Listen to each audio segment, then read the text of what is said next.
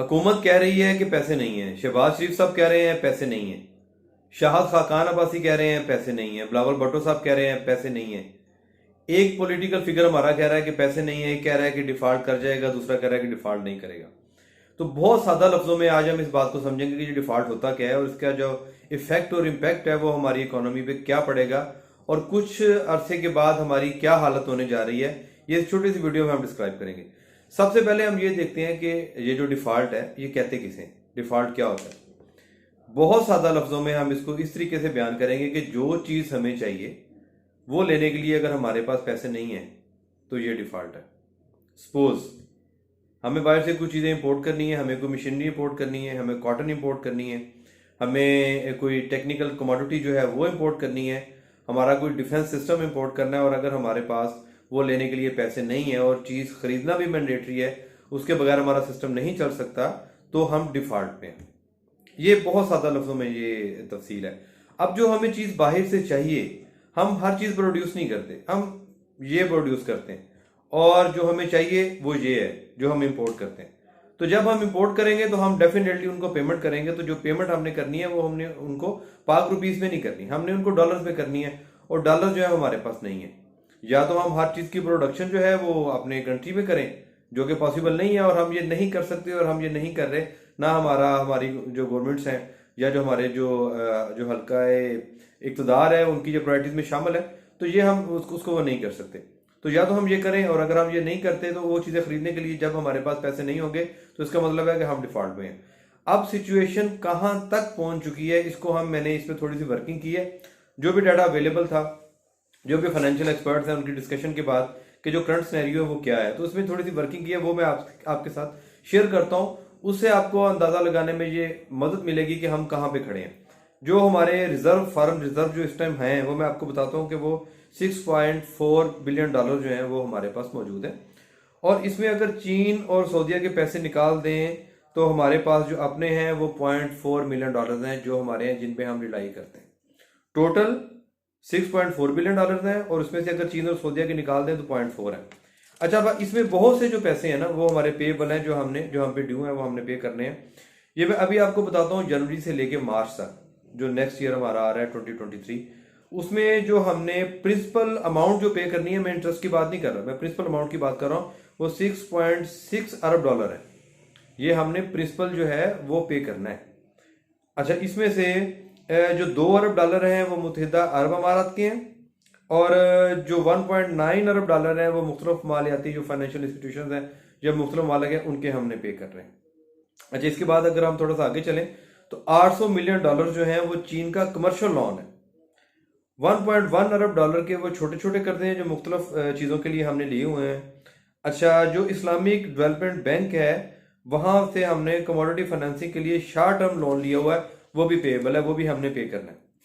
2 अरब dollar जो है वो चीन का सेफ डिपॉजिट है जो मार्च 2023 में पेएबल है, वो हम पे ड्यू है, वो हमने पे करना है। ये मैं आपको मार्च तक की फिगर बता रहा हूँ। अच्छा, अब हम यूए को कह रहे हैं कि वापसी की डेट को है जब वो थोड़ा सा आगे बढ़ा दें, हम वो आपको पैसे देना चाहते हैं लेकिन थोड़ा सा हमें टाइम दे दें। अच्छा, ये जो चीन का सेफ डिपॉजिट है वो मार्च में वाजिबुल अदा है और इसको भी आगे बढ़ाने का हम कह रहे हैं।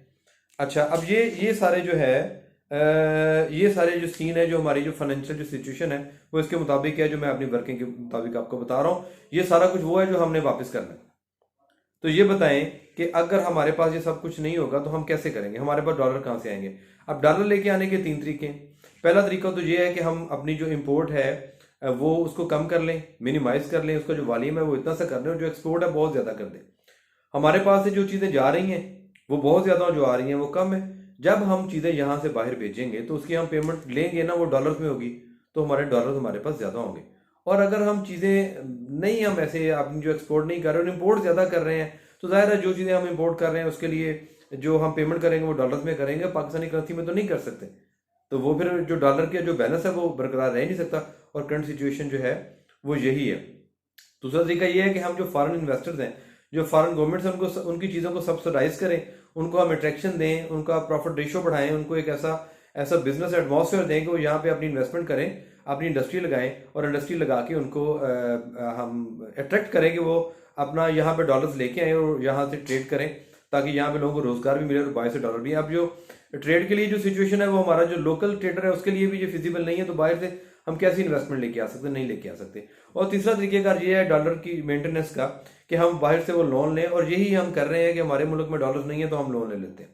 वो लोन लेके डॉलर हम इसको आर्टिफिशियली हम इसको मैनेज करते हैं, और फिर जाहिर है कि वो पेएबल भी होता है, उसको हमने पे भी करना होता है, तो वो हम नहीं कर पाते, तो ये मसला ख़राब हो जाता है। ये हमारी ये करंट सिचुएशन है, जो बहुत से जो फाइनेंशियल जो एक्सपर्ट्स हैं उसके मुताबिक जो मैंने आपको जो फिगर जो बताए हैं वो सारे ये हैं।